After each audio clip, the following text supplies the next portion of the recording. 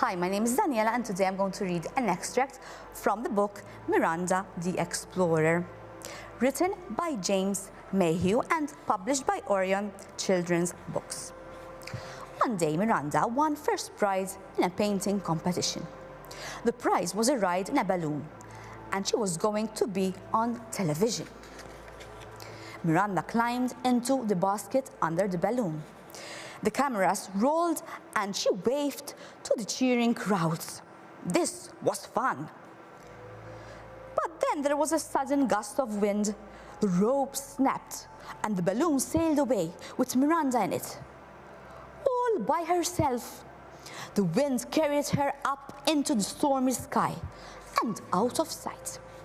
The balloon flew over cold rocky islands and hot volcanoes.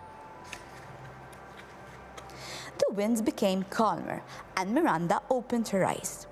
There was nothing in the basket except a large map of the world.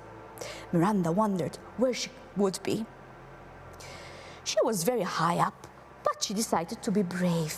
She pulled a rope under the balloon to see what would happen. Hiss! Out came a little gas and the balloon floated down through the clouds. Miranda couldn't stop it and she landed with a jolt. A little girl came running over to her. "My name's Olga," she said in English. "Welcome to Russia. Have you come to visit me?" "Not really," said Miranda. "I want to get back home, but I don't know how to make the balloon go up again." Olga noticed the heavy bags of sand tied to the basket. "Perhaps if you empty one, the balloon will go up," she said. As soon as they emptied the bag, the balloon rose up into the air. "Thank you," called Miranda. "Goodbye." Miranda flew for days and nights, through wind and snow, all the way to the Himalayas, where she brushed the top of the highest mountain in the world. Soon the wind felt warmer. Miranda landed in a busy marketplace full of snake charmers and fire eaters, bright colors and spicy smells. This was India.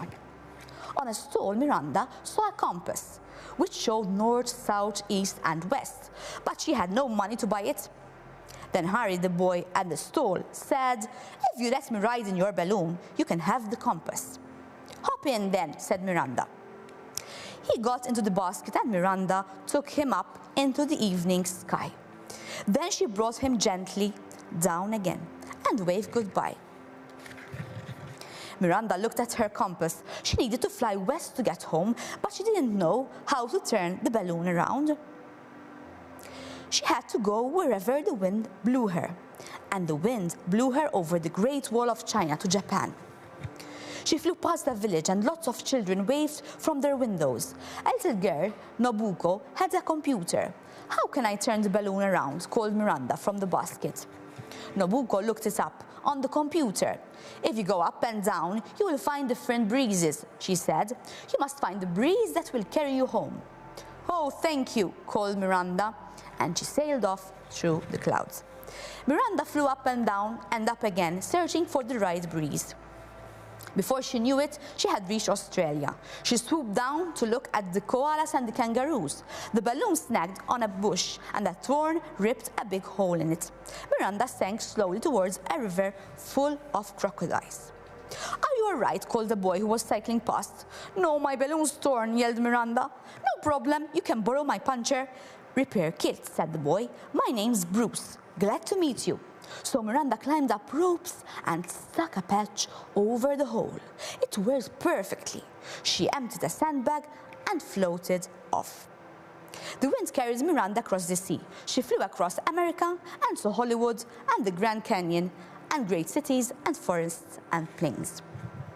So, out of all the places that Miranda visited, which one was your favorite? And where do you think will she travel next?